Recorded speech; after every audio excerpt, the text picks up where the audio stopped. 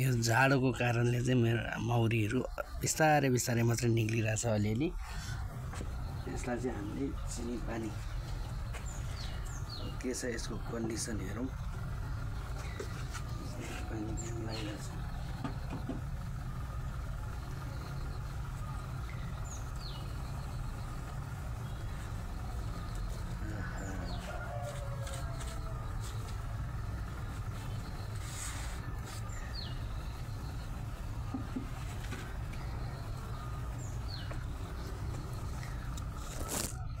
चिसोको कारणले गर्दा हामीले अस्ति 5 फ्रेम चाहिँ मौरी यसमा हालेका छौँ।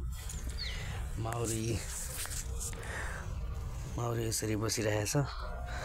अब यसलाई किराहरूले पनि आक्रमण गरिरहेछ। यसलाई मौरीको घर अलिक फोहोर भए जस्तो छ। यसलाई हामी सफा गर्दैछौँ।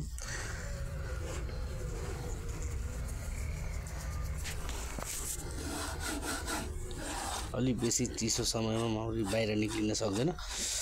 त्यसकारणले हामीले यसलाई चाहिँ चिनी पानी दिनुपर्छ।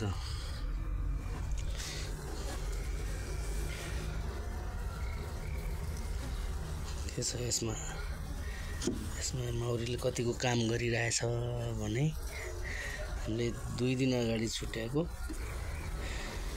यसमा चाहिँ काम गरिरहेछ। ल यति लगाउन सुरु गरेछ।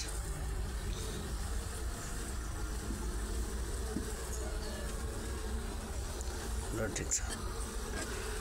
यसले राम्रै काम गरिरहेछ। अब फेरि केही दिनमा हामी फेरि यसको विस्तृत जानकारी अब अर्को घर हामीले उता राखेका छौँ।